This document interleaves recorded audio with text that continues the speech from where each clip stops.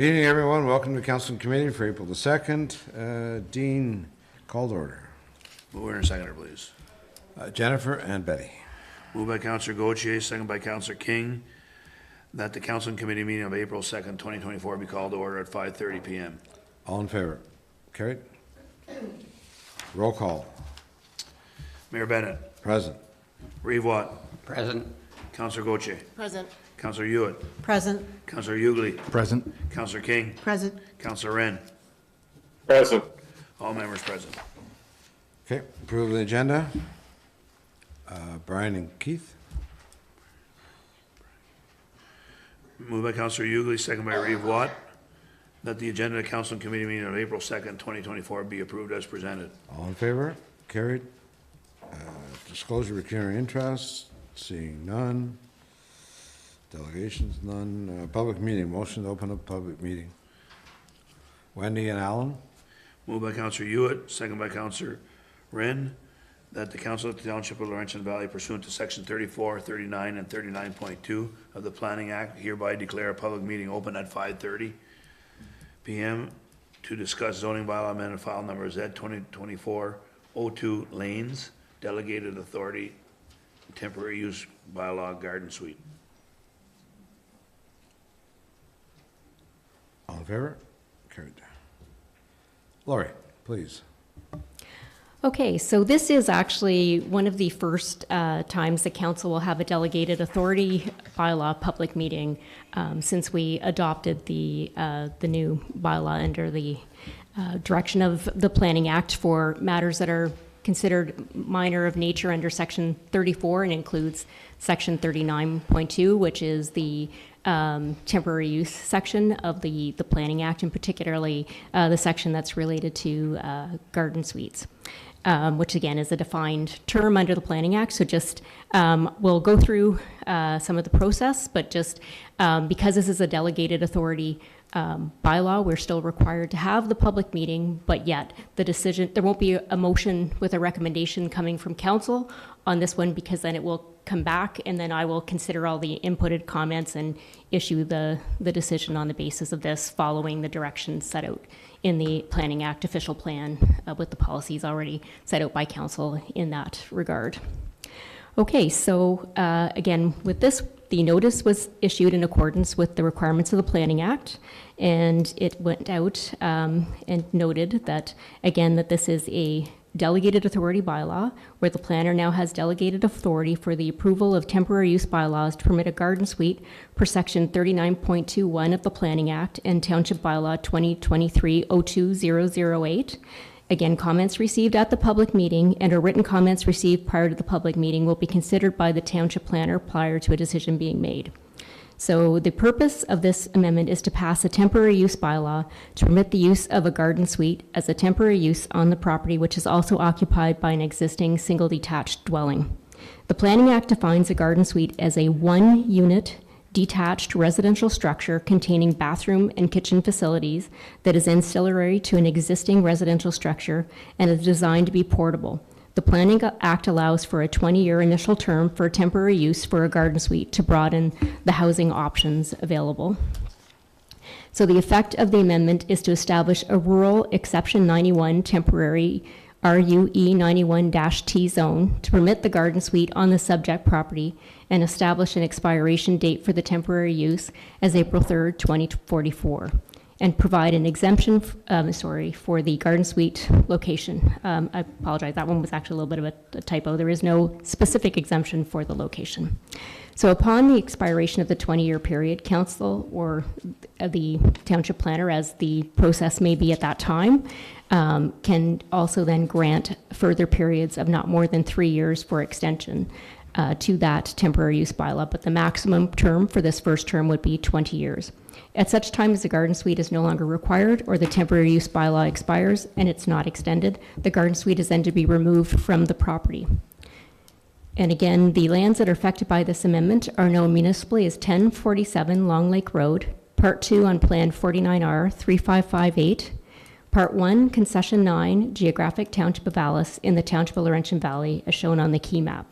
and this is file number Z 2024-02. And additional information was available and remains available at the Township office upon request, or to come to view at the Township office. And again, anybody is able to participate in this public meeting and make written or verbal comments, either in support of or in opposition to the proposed amendment, and all comments will be considered as part of the decision-making process. Again, in order to preserve abilities to appeal any decision to the Ontario Land Tribunal, a person needs to make those comments known prior to a decision being made. And the notice was posted on the site 13th day of March 2024, and again, all in accordance with the requirements of the Planning Act. And just a reminder that any comments that are made are forming part of the public record and become public information, including names, addresses, and other comments that are disclosed. And they are provided as deemed appropriate upon request. Okay, so in terms of the application, I did receive some written comments from one neighbor.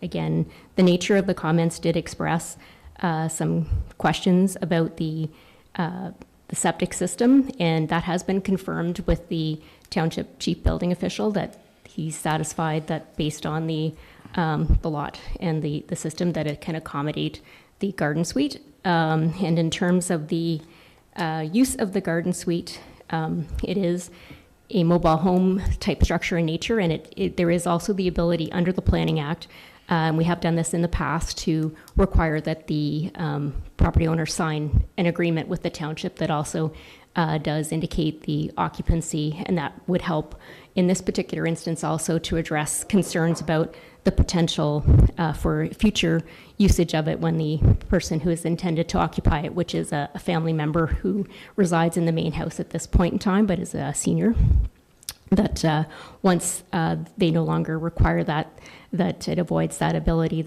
or to address the concern that it would be rented out on a shorter term basis. So that also reinforces that through the agreement that it's a temporary use for the nature that it's required. And one of the other comments, and I apologize, we just did receive this to be going through it. Again, in terms of the location, it is would be in accordance with the setback requirements of the Planning Act, of the zoning bylaw.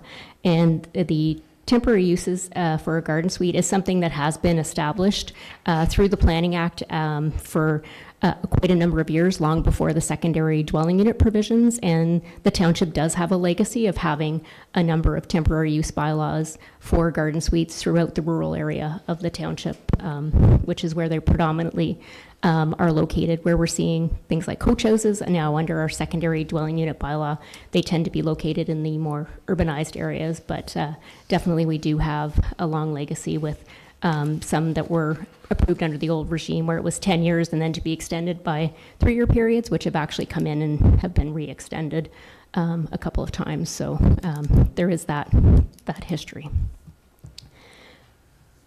All right, so I think in terms of, we do have, I believe, I can turn it back to the mayor, but I believe we do have some people available online, or potentially. First of all, any questions of council?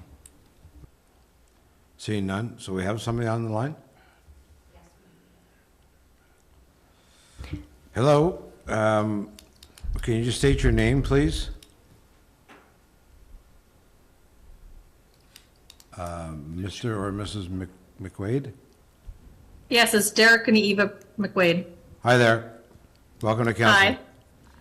Hi. You have any questions or comments for council? I don't think so. We were the ones that wrote the letter in concern. We live across the street from them. The size of the proposed garden suite is exceeding the current limit allowed. We have concerns that this garden suite was delivered to the property against the bylaws written before this was even proceeded. So like, it's already been installed, all the septic, everything has already been installed, the electric, the water, without prior approval from the township. Other than that, I'm not sure what else to say that wasn't in the letter. Okay, maybe, Laurie, can you comment on the size exceeds? Yes, so with regard to that, yes, I did note there was a comment in the letter. It did relate to a different section in the zoning bylaw that doesn't apply to a garden suite, that actually would be more in reference to a shed or that type of accessory building. So in terms of the garden suite, once that it would be placed on the property along with the other existing structures, it is within the maximum lot coverage, which looks at the footprints of the buildings of being no more than 33%.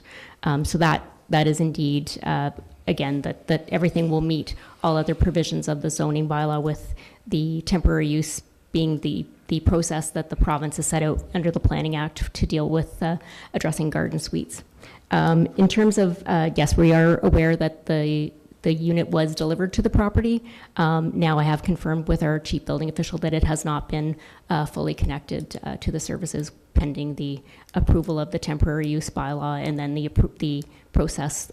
There is a process with the building code as well that will be finalized, subject to a successful approval of the temporary use bylaw. Again, the understanding would be that if for some reason the temporary use bylaw is not approved, or if it were appealed and then not successful, then that's where, again, you would have to comply with the building code and it would have to be removed.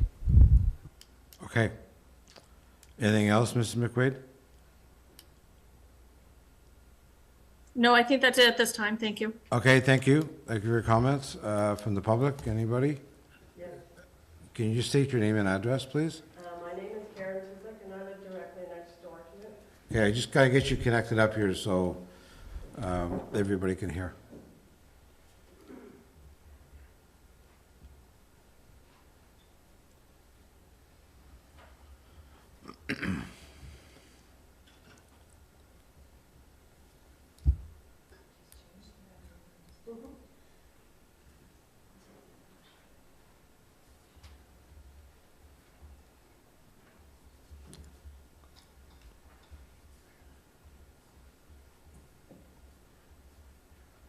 Thank you. Okay, maybe once again, if you could just state your name and your address, please. My name is Karen Tizik, and I live at 1039 Long Lake Road. I live directly beside them.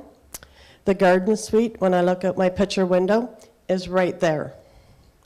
I don't oppose having a garden suite.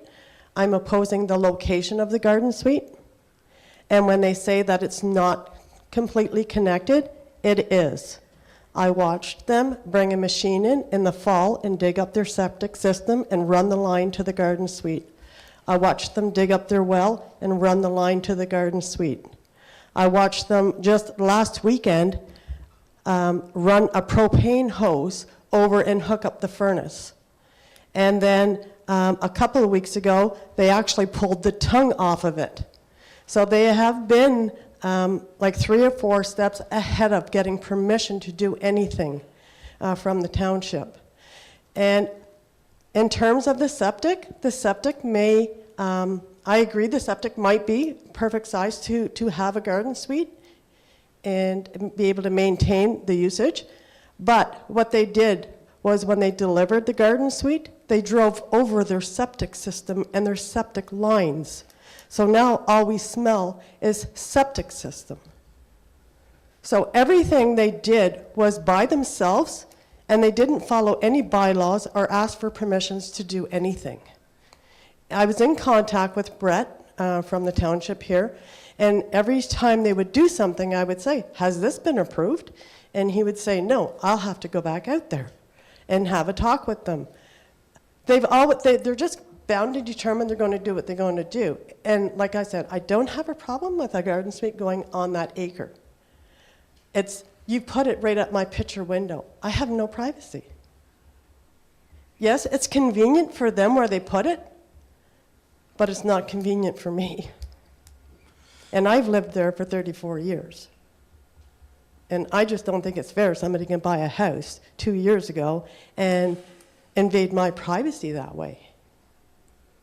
Okay, well, we're gonna have to get a report from Brett as to where this garden suite is at right now.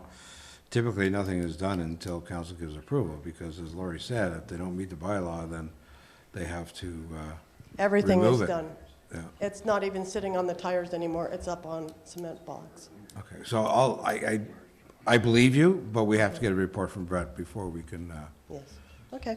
make comments on it. As far as location on the lot, unfortunately, as long as they fit into the description of where it can go and it doesn't break any rules as far as to the neighbor's property, 3 meters or whatever it is, it's pretty hard to stop them from doing that, but maybe Laura, you can comment on it. Yeah, so I can just reaffirm again, in terms of if this approval isn't finalized, then it would also have implications for what's on the property in terms of, whether something may have occurred since we were last there, then that still doesn't lean it towards approval if it wasn't appropriate otherwise. So if they would have to remove or move something, then that still would be something that would be brought forward as a recommendation. So we'll certainly reaffirm that. And certainly, in terms of if there is an issue related to the septic system, in terms of what you brought to our attention in terms of driving over the bed, we'll certainly have the chief building official also follow up on that, as he would be anyways, as part of the issuing of, if it gets to that stage, the issuing of the approvals for the garden suites. So all of that will be addressed for certain as part of that. And also we can certainly have him go and check on that ahead of that if there is a concern with the existing septic system. But in terms of the capacity, that has been confirmed by Brett in terms of the ability to accommodate that. And again, when we bring in the signing of the agreement that goes along with that, that also does kind of tie it more to the duration of the occupancy and the reinforcement that the garden suite will be removed from the property when it's no longer needed to be occupied, because the premise for garden suites versus coach houses is that garden suites are a temporary thing that aren't there forever, that they're there for the period of time that they're required to be used, and usually it is for having family members closer. But we certainly will follow up. So at this time, would we put this on hold until we get a report back from Brett?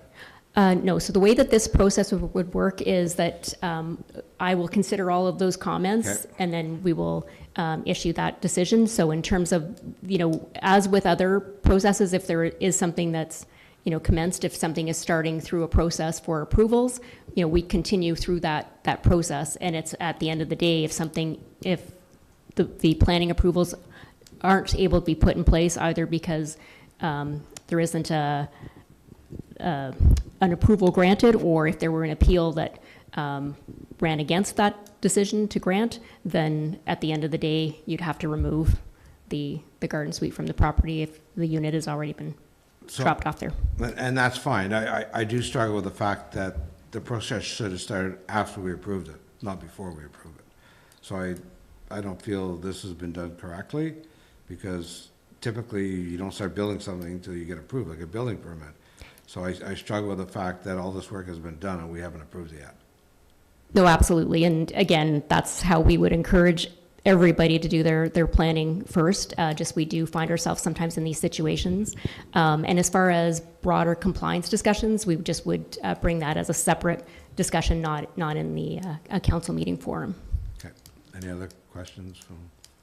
Thank you for your time, ma'am, and we'll certainly Thank send you. our staff out to check it. Anything else from the public? Anything else from council again? Okay, so we just leave it at that. Correct? Adjournment. Pardon me? Adjournment. Yeah, adjourn the public meeting. Keith? Wendy? Moved by Reeve Watt, second by Councillor Hewitt, that the Council of Township of Laurentian Valley hereby declare the public meeting April 2nd, 2024 be adjourned at 5:50. All in favor? Okay, down to business.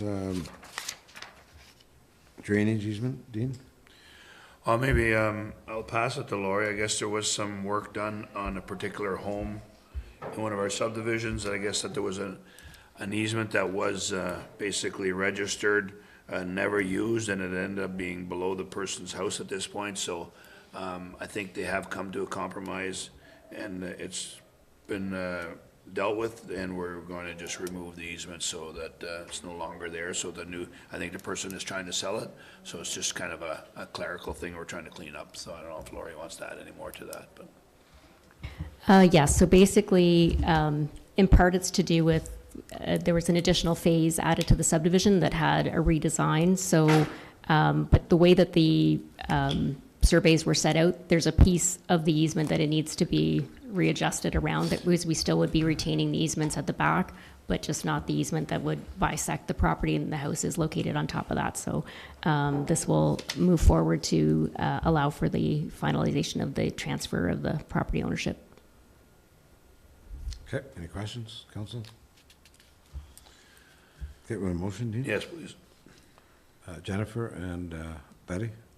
Moved by Councillor Gauthier, second by Councillor King, that the council approves bylaw 2024-04019 as presented and forwards bylaw number 2024-04019 to the bylaw portion of the special council meeting of April 2nd for enactment. All in favor? Carried. Subcommittees, Pembroke Area Airport. At this point, really nothing to report, but I think, Dean, we are scheduled to appear before council at our May meeting to present what's happened at the airport for the last year and just give council an update. Yes, that's correct. I believe it's the first meeting in May. Yeah. Okay, thank you. Emergency management. Laura, anything? I guess just to reinforce that there is messaging that is going out through the township socials, and just reinforcing that I'm sure everybody's very aware by now that next Monday, April 8th, is the eclipse, and just kind of a reminder of some common sense, safety things in terms of, looking to the sun. Also things like keeping your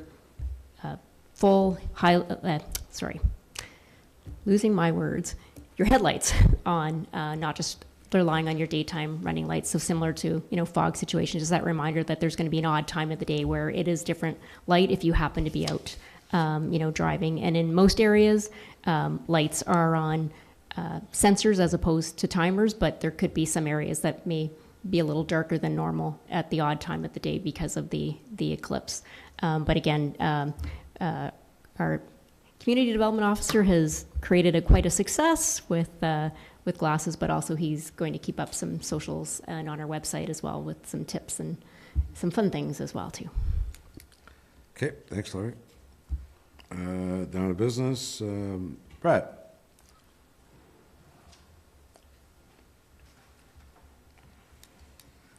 So Brett is here for security pool fencing bylaw revision.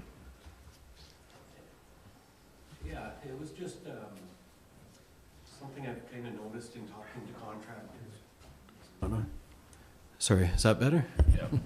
Yeah. Something I noticed since I started talking to contractors and whatnot is our fencing bylaw was pretty out of date with some of the changes, technology, and trends. Above ground pools being much more popular now than they were 26 years ago when it was last updated. I think it was 97. So I just wanted to make some changes there. I also consulted Lori in the planning to make sure that we didn't include some things that maybe had been in before, such as storm management ponds, even farm ponds. Our wording was very simple before. It basically just listed a depth of water and very little other.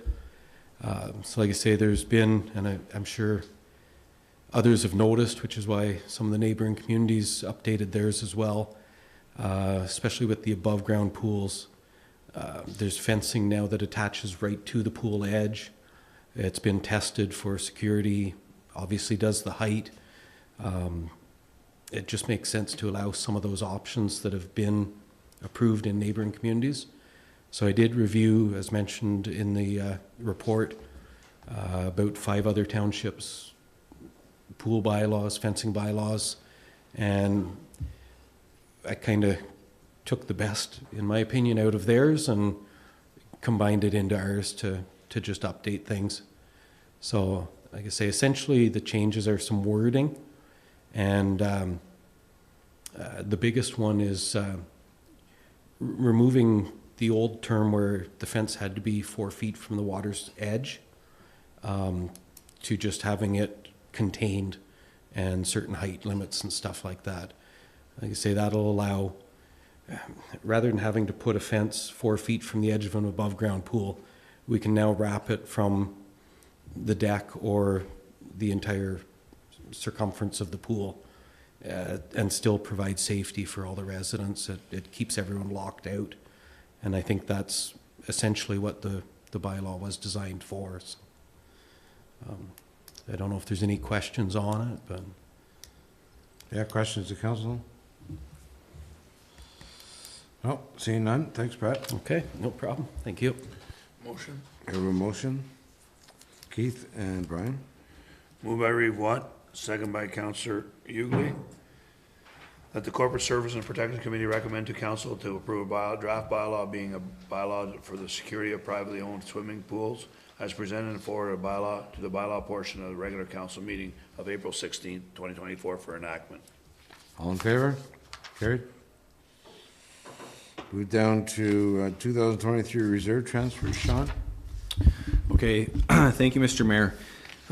So we're basically at the point in wrapping up 2023 where Dean and I have met with Welch, our auditors, and have gone through our year-end financial statements. But as part of that working paper, there's transfers to and from reserves.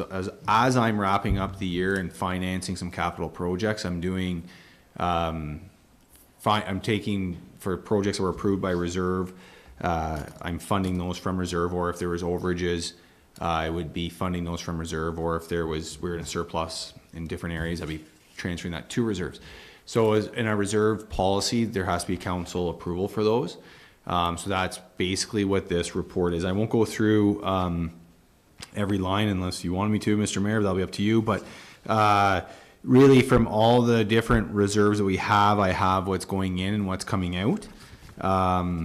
If I can go to the financial implications part of the report, where 2023 ended up was we were in a $121,548.15 surplus, and that can be broken down as like $13,500 to, it was in the general, so that would be everything but waste collection, water, and wastewater.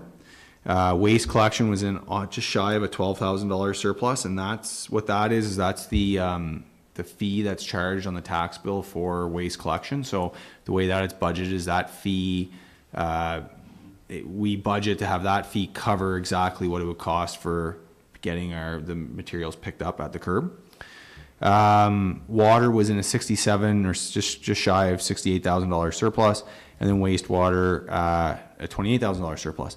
So where all this, with everything that I've labeled in the report, really I estimate that we will have at the end of 2024 now, because I know my beginning balances are, I estimate that we'll have about $144,000 more dollars in reserve than I estimated at the time we did the budget. So trying to draw back when we spoke at the budget and showed the schedule of reserves, I'm now with our beginning numbers, because my beginning numbers are now confirmed. At that point in time, they weren't confirmed, they were estimated, because we do that before the year end is wrapped up.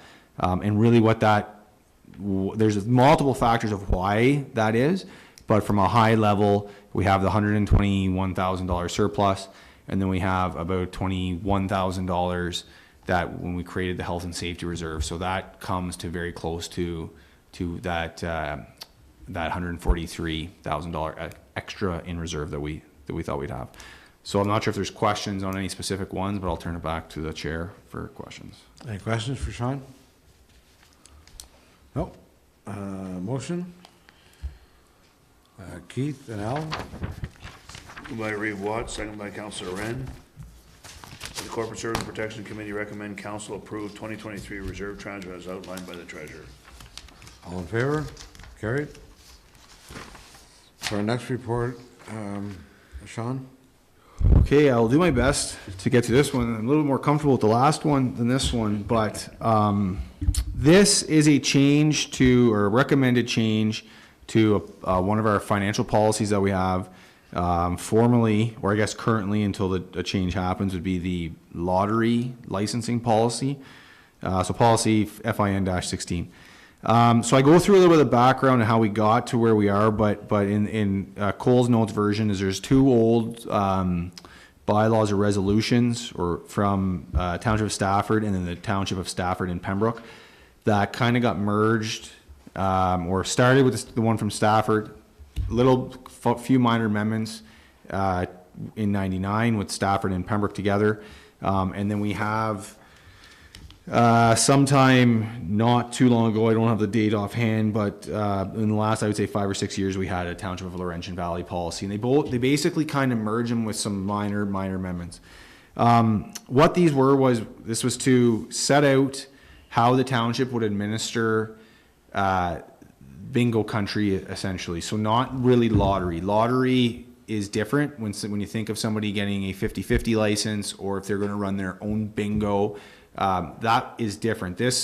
What these policies are speaking to was how to administer bingo country or whatever, Downs Delta bingo. And really, I think at the end of the day, council's role and council's attitude towards everything from back formerly with Stafford was to ensure that there's a fair and open process in determining the amount that charities can raise through C gaming, and that was formerly referred to as bingo. So C gaming, charitable gaming is now it's referred to. The policy that we had in place broke groups into four. There were service clubs, self-interest, then there were school student councils or PTAs, and then minor sports and recreation were the four different groups. We had a group come forward and basically had two complaints. One was, or two recommendations. I shouldn't use the term complaint, but two recommendations. And one was that the term self-interest it was not defined in any of our policies, and therefore, with it not being defined, it kind of has maybe a negative connotation to what it means, and asking for that to be changed. So that was number one. And staff, so myself and our office clerk Jenny Humphreys and Dean sat in on a couple meetings. We met with people from C Gaming, or the Ontario Charitable Gaming Association, and from OLG to discuss these potential changes. So first was, can we make that change in name, and that's no problem, and staff are recommending that we change that to other. Okay, so it's not going to, so basically it's a catch-all of if it's not a service club, if it's not a school student council or PTA or minor sports and recreation, it would fall into other. So that's an easy one. Okay, the second recommendation is in our current policy, we have this upset limit of 4 groups, and we'll specifically focus on group 2, which will hopefully be called other. We have this group of up to $40,000, and then and matching, because we issue, so I guess I'll just take a step back. What happens is charities apply to get a permit, not a license, but a permit to be able to have their volunteers go to Delta Bingo, work there, do what they need to do, and then they get to, so if there's X amount of sittings, I'll call them sittings, but sometimes I refer to them as shares, X amount in a month. If a charity represented themselves and worked 5, they would get 5 shares of the proceeds that were raised and flowed down through.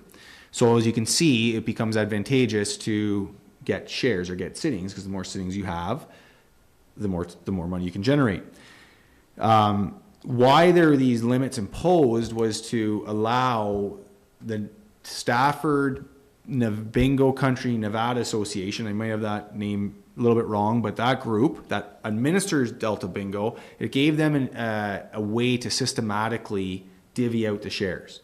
So we had, the township and these former townships had this limit of $40,000 or 100% of your non-lottery source revenue from the year before. So it was a mechanism to make sure that there was some systematic way that we could put a number, and then this bingo group could administer who got what shares. Because as you can see, if you don't have that way, there's the potential that that some groups might get more sittings for no particular reason. So this was, however you're using the funds is kind of how you'd be able to get those shares, all right? So the problem is, though, times have kind of changed, and the first area of concern from this group was some charities don't have the fundraising capacity or the appeal to donors to donate to them. And so in that case, they have a really hard time generating non-lottery source revenue. And if you can't generate non-lottery source revenue, your number stays low, and therefore you don't get turns to sit to get lottery source revenue. So in speaking with the Ontario Charitable Gaming Association, OLG, they have no issues. Well, first, a lot of places don't even have a mechanism in place to limit the groups. They just put it on the association, administer yourselves, divvy out the shares, and off you go. So those groups that we met with have no issue with if we were to remove the limits altogether. But in speaking with the staffer, the Nevada Bingo Association coordinator, they would prefer that we keep some sort of limit, because it does help them fairly, and it protects them to some extent to ensure that they can fairly divvy out the shares. Okay, so we got that kind of process out of the way. I guess on to the next part we'll go. We feel that, and I guess the second concern, or maybe the third concern that the group had, was the township was putting a limit on a group, but then they were raising more money than that limit, and therefore they're not in compliance with the permit or the license. Now, the reason that is because the way that this works, X amount of dollars is going to get generated at Delta in a month. OLG is going to take their cut, so to speak. The township will get 3%, I believe, of what was generated. And then there's a number that gets divvied to the association that they then turn around and they have to give out to the chair. They can't hang on to the money. The association can. So they're just a flow through. They can keep a small amount kind of as a reserve, but they get it and it goes out within 15 days of the month end. So this limit that we're putting on through a permit really doesn't mean a whole lot, because they have to get the money out and basically go above that permit number. Okay. So in understanding now the whole process, we feel that we should take the literature in this and call it a benchmark. It's not to an upset limit. It's a benchmark. Because they might go over as bingo becomes more popular after COVID. So there's three options that we have identified as staff in calculating this benchmark. And number one is to just don't change anything, just continue to calculate it the way we have and move on, and that's fine. Option two Option two is to change the benchmark to be in line with the amount spent on delivering the charity's charitable purpose. So instead of it being based on revenue, it'd be based on expenses. And that theoretically makes sense, because you want to reward the groups that are actually spending the money on their charitable purpose, which is making our community better off. So that definitely has its merits. However, collecting that data is a bit challenging, although we do have the right to their books and look and all that. It does become a little bit more administrative and on our end. And then option three is really just to change the wording to be based off of all other sources of revenue and take out the non-lottery, so that if they're raising money and they're really doing it however way they're doing it, they can get the permit benchmark to match that amount of money they're raising. So that really appeases almost all crowds. The group, that was their recommendation, and that we think administratively makes the most sense. So that is what staff is recommending, is changing self-interest to other, changing taking out non-lottery sources to say all others in the policy. On recommendation from the bingo coordinator would be to change category 3, which is the school councils and PTAs, to the benchmark of 15,000, not 12,000. I think that's been sat there for a long time, and I think they would like to try to raise a little bit more money, and so that was a recommendation from them. So we've recommended that. And then some other operational changes are issue permits once a year as opposed to twice a year. And then changing the name of the policy. So I know that's a lot to get through. It was a lot of work to get to this point in understanding. I'm not a bingo connoisseur. But I think I have an understanding of how it works, and I think that the group that came forward is pleased, and the association is pleased, and feel that they can make this work. So, with that, I'll turn it back to the chair. Brian, then Keith. If you're having a problem with people exceeding the limit, you said the recommendation was for changing the benchmark for category 3. It says changing the benchmark for category 2 to 15,000. Yeah, that's a typo. It should be 3. Should be 3? That should be 3, yes. Okay, because that's what I was wondering. Yeah. If they're exceeding it already at 40, why Yeah. would you reduce it to 15? But No, okay. that's a typo. That should have been category 3. Okay. Keith? Thanks for your explanation, because reading through, I didn't get that same message. There still is room, though, for a new charitable organization to come forth. What it might do is limit some of those over the amount that they were getting as a surplus type thing, so that if they exceeded their $15,000 and they were making 18, new company come in, there's still that little bit left that can be dispersed. Yeah, they have room right now. I think I went to one of their quarterly meetings, and I think they have room for 6 or 8 more charities, is what if I recall correctly. But you're right. So if they have, let's say, 50 charities, the shares would get divvied up 50 ways, really. But if you have 51 charities now, it's getting divvied out 51 ways. So the more charities that come is beneficial to the community, because there's more people, there's more money getting out in different directions. But there would be the sittings or shares would be split now 51 ways, type thing. So and so the benchmark thing is just a benchmark. It might exceed, because really there's no authority to keep the money if somebody is at their limit. The association doesn't have the authority to keep it.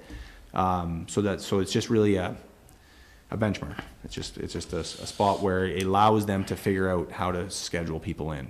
Good, thank you. The only part I followed it all pretty good, except, and I think you get rid of it, is we're not going to compare the monies raised from other sources anymore, It's all sources. So including yes, lottery. yes. Okay. So it allows them to, well, it really is just going to move. It's just going to shift everything. But it allows groups that can't maybe have a harder time to raise other types of Other than bingo. right. It removes the limits on them a little bit. So if they're willing to work and they're willing to get their volunteers there, Okay. they can generate more money. So if they only raise $2,000 in other charities, but they raise $10,000 in bingos, next year it's The 12. benchmark's 12,000. Okay. Yeah. Gotcha. I think this is long overdue, and I think it's gonna make some of the charities much happier with the regulations. So good job on that. Okay. Thank you. Have a motion? Yes, please. Jennifer and Brian? Might as well have 2 Goches on that signature. Yeah. Moved by Councillor Goche, second by Councillor Ugly, that the Corporate Service and Protection Committee recommend council amend policy FIN 16 as presented. All in favor? Carried. Thank you. Fire Department? Tim, I believe Tim's on the line. Tim, do you want to come on?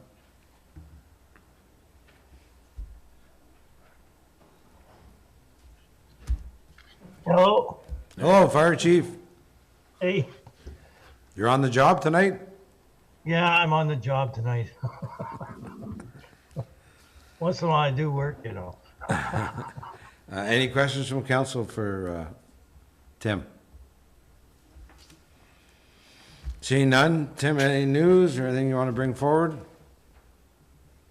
No, just that it's very dry and it's, we're all running crazy in the county with the grass fires. So Tim, if it stays that way now in the next 24 hours, I guess we're going to see, or next 48 hours, we're going to see a bit of a change. But right now, the open air fires are banned, Yeah. but the bonfires are still in effect. Yes, yeah. Mhm. Okay. Yeah. Yeah. The fires, to be honest with you, that we've had, the grass fires we've had, two of them been started by people cleaning out their wood stove and putting the hot ashes in the backyard and thinking they're cool, and then wind comes up and then there's two others have been actually cigarettes. We've actually got cigarettes in the ditch fires already, and I mean, this never happens this early. It's dry. Tim, is it something that maybe we could work with Chris and maybe get some more information out and just maybe caution people with what you're talking about now, education-wise? Yeah, we should, because people just don't realize how dry it really is and how fast everything's just taking off. So maybe after this week, we can check back in, maybe Chris or Dean or somebody check back in with you, and you can recommend we go forward with some more education or not. Yeah, well, we'll just put some more stuff out there to be careful, like the people have to realize how bad it is. So Maybe we can go ahead and just put some more social media ads just to kind of warn people, even though there is, just an open air burning, to be careful all the way around, kind of thing. Yeah. Okay. All right, that's it, and thanks, Tim. Back to work. Thank you. Okay, Festival Hall. We are having a meeting this Friday, but the majority of the meeting has to do with our upcoming event, which is April the 21st, to help raise money and raise funds for the new sound equipment. So we're hoping everybody gets out and buys some tickets for that event. So it's not sold out at this point? Not at this point. Okay. Thank you. Pembroke Library. There's nothing to report this month because our last meeting was canceled. Okay. Public Works, Ottawa Valley Waste Recovery Center, minutes are there. Any questions on that? Okay, see none. Community Development, Chris, please. Good evening, Council. It's been a busy month in community development. Lots going on, so without further ado, here's my report. Police Services Board. On March 5th, myself, Mayor Bennett, and Chief Administrative Officer Dean Zoriel attended the OPP Transition of Attachment Board's meeting at the Best Western in Pembroke. The meeting was to notify municipalities regarding the next steps and dates for compliance, and since then we have taken steps to notify partners and facilitate steps towards compliance. The LV Winter Scavenger Hunt. The scavenger hunt was a huge success. We ended up having over 250 submissions, which I thought was pretty awesome. This year's winner was Julie Uke, who will take home an Environ outdoor speaker, which is customized with Laurentian Valley's logo, and an LV camping pack, which includes a chair and some swag here from Laurentian Valley. The solar eclipse. The response from that has, pardon my pun, but truly been out of this world. So during the month of March, we have been posting regularly about eclipse safety and resources on our website and social media. Our most recent promotion, being the Eclipse Glasses giveaway, has gone above and beyond expectations. So I actually have some updates from what I gave you here. The new subscriptions, we have now officially got 600 new subscriptions to our newsletter in just 7 days. So that is way beyond what I expected. It actually, that's the increase was a 50% increase in 53% in just 1 day. So since January, the amount of subscriptions have increased since I started here now by 717. And as I mentioned, 600 of those being from this promotion. We have now officially doubled our subscription by 120%. And they're still coming. This report was as of lunch. So I continuously keep getting these. I'll take a moment here. I really want to thank publicly Jenny Humphreys, as well as Kim and Tara in the office. This was not expected this to go this well, but they've been really helping me out a lot at the front desk, and I really appreciate that. So a big thank you should go to them. And now our official number for subscription is 1,315. Again, for a 120% increase. So that giveaway will not only obviously ensure that there's safe viewing, but is giving us a lot of great metrics for data. Social media obviously is working. That's from 2 posts.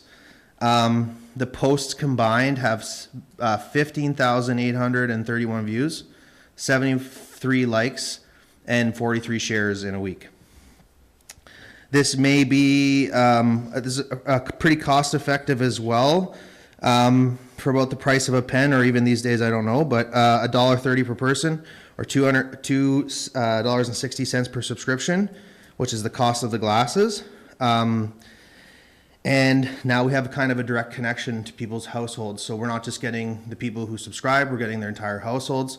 So we're gonna, now it's on the radio this week, so we're gonna use that data to kind of compare how the radio is working, how social media is working, and people's responses. The MailChimp gives us a lot of analytics about when people are subscribing, and so we're gonna use that data after to compare, and then we'll continue to use this because it's basically direct-to-consumer advertising for just over $2.50, which is a pretty good return on investment.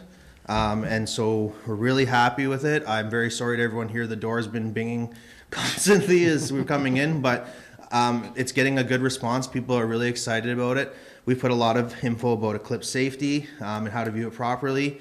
And so a lot of people now are going to be able to safely view this eclipse thanks to Laurentian Valley.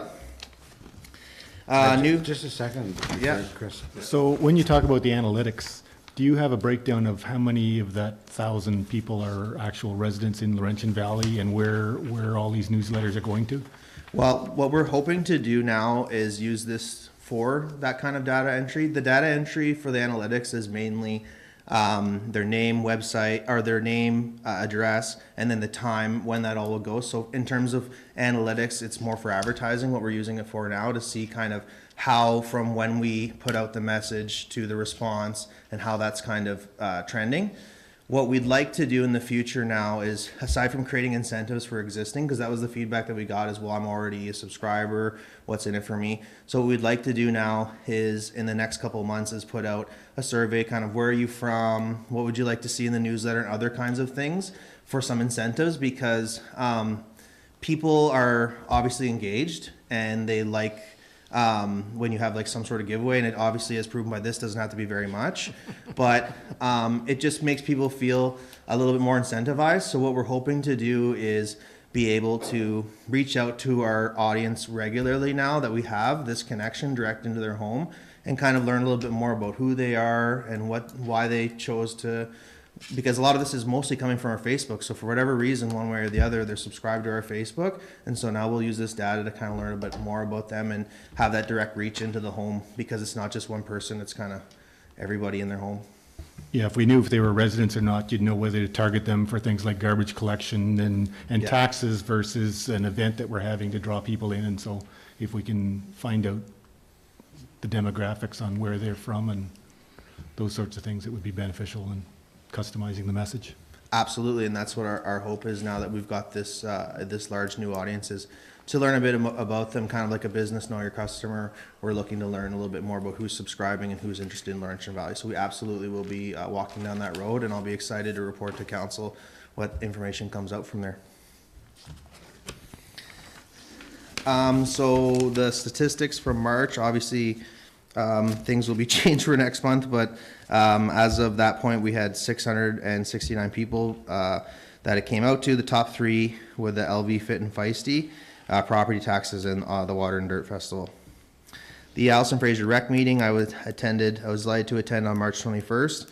At this meeting, I shared my vision for future grant application processes and encouraged the organization to prepare for this coming development by completing the new asset management workbook, which was attached, and it's basically just a very simple way for the either attendants or the people running the facility to go through and check what they have, Especially for grants, that's really important. I'm really trying to develop a symbiotic relationship with the volunteer organizations and the township so that I know what they're looking for, they know that what we need, and that everyone's needs and wants are kind of on one platform. But that process really does start with what you have. And knowing that, for example, certain things are going to need to be replaced at a certain time. And so if we can get ahead of that, that we're not always in a position when we're writing grants of just responding, but that we're in a prepared.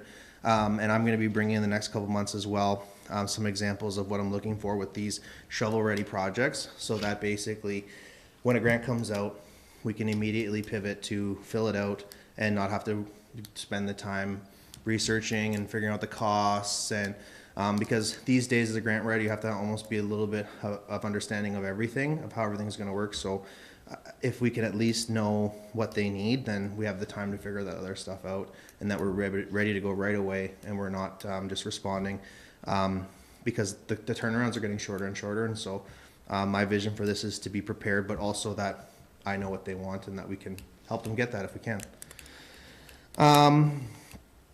So grants, the month of March, I embarked on several new grant applications, including the community foundations, My Main Street, the HEWSF, tree planting, ICIP, and ICIP COVID.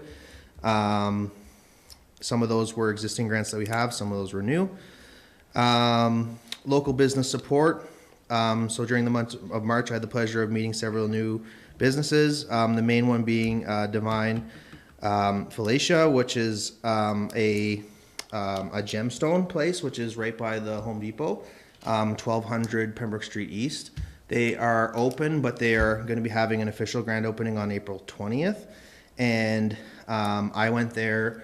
The owner had reached out to me with some help with social media and marketing, and so I gave them a couple tips, resources for grants, and actually went there and we did like a mini video shoot, which I'm going to use as a kind of a teaser to get people excited about the grand opening and to see what's in there, because they have a lot of really cool things like fossilized octopus, which I didn't know was a thing, but apparently it is, and other cool things like that. So we're hoping to kind of share that with people and create a little bit of excitement about this new local business.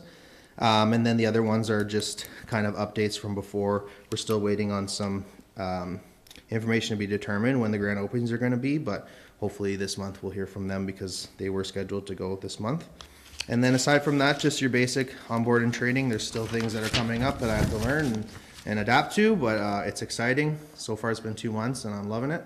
And then just this last list is just kind of other things that that weren't needing great detail, but just to show you that there's other things, attending webinars and board meetings and all kinds of other things as listed there in officers' activities. And that is my report. Thank you. Jennifer, you have a comment? Just a question. Pembroke General Store, where is that in Laurentian Valley? And why is it called Pembroke? Pardon? And that's Yes. Pembroke? Yes.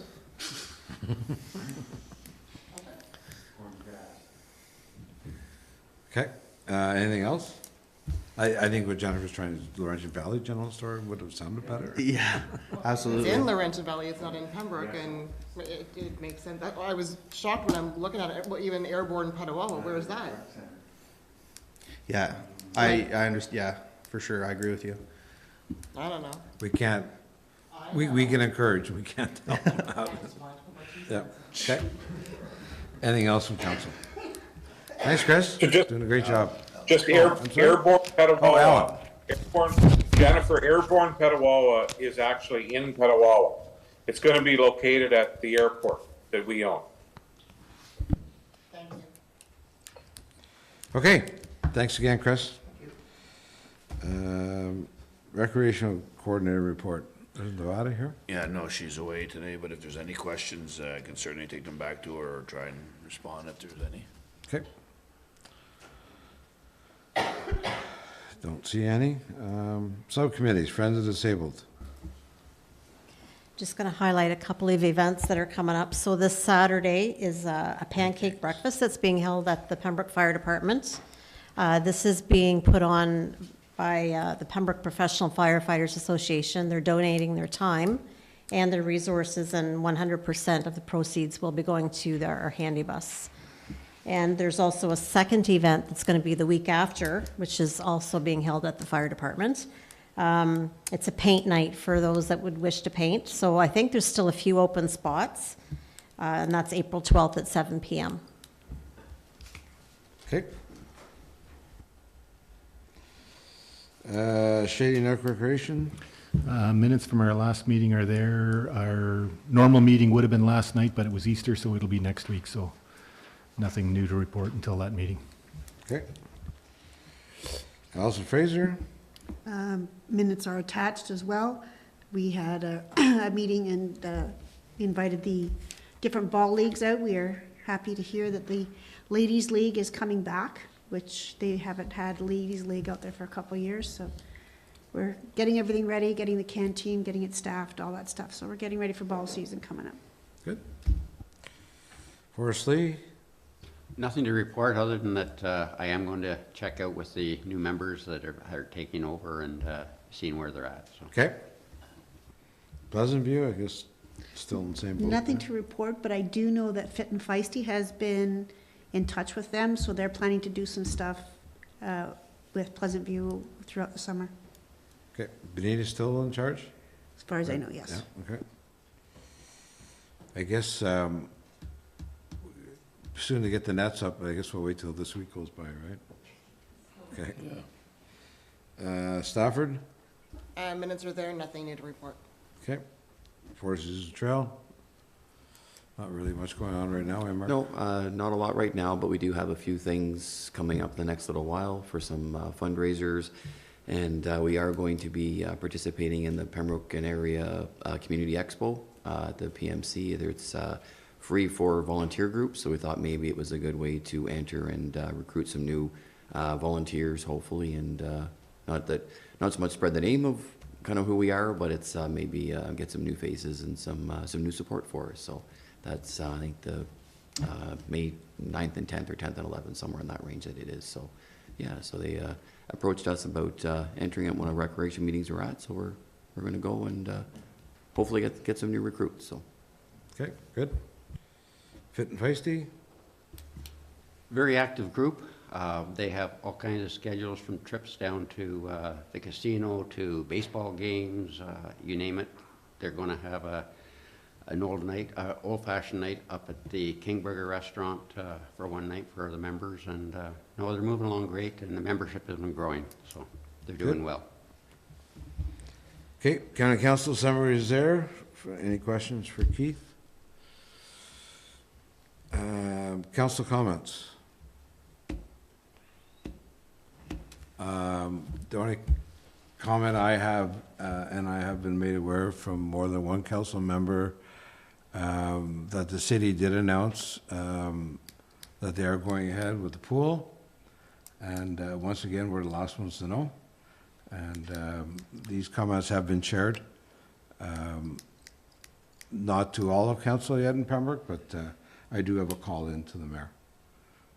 I think it's very important that, you know, we were told, I was told before that anything that happened with the pool or anything with the recreation, we would be advised right away. I will publicly say that I'm very disappointed that we are one of the last ones to know, but I'll make that feeling known to the mayor as well. Okay. Anything else from council? Okay, closed session. My motion, Dean? No closed session. Oh, no We're gonna close- do a special and then open close, so we're just Okay. gonna adjourn this one. Okay, motion to adjourn. Keith and Wendy? Moved by Counselor Reeve Watt, second by Counselor Hewitt. That the council committee meeting of April 2nd, 2024 be adjourned at 6:35 PM. All in favor? Okay. Now we'll open a special. Do we call the order first? Do we We'll have to do move, yeah, we're just gonna do that. that? Corporation of Laurentian? Yeah, we'll do all that, yeah. Okay, Okay, so, call the order, mover, and seconder. Patty and Jennifer? Moved by Counselor King, second by Counselor Gauthier. That the special council meeting of April 2nd, 2024 be called to order at 6:35, sorry. All in favor? Confirmation of the agenda. Mover and seconder. Alan and Brian.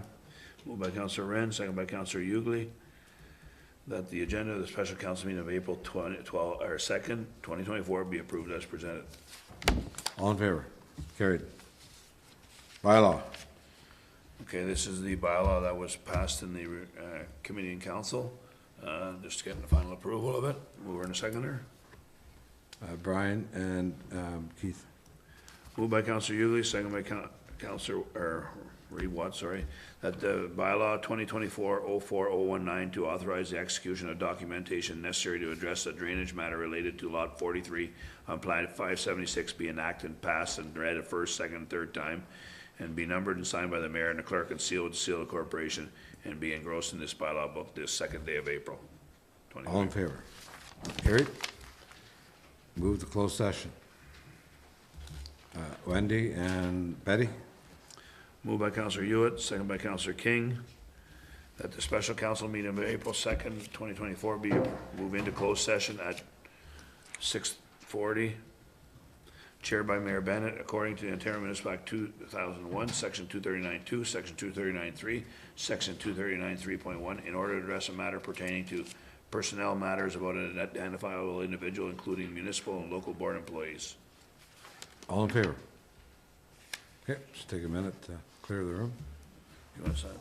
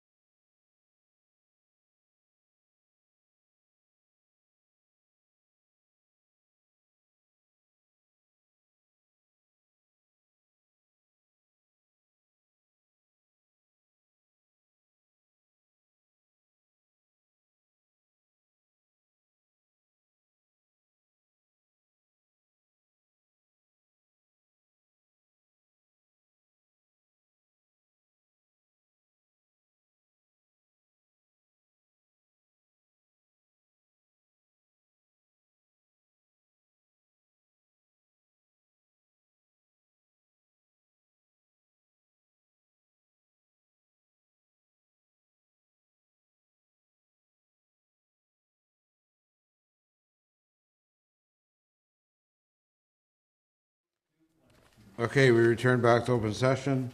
Motion to move back into open session, please.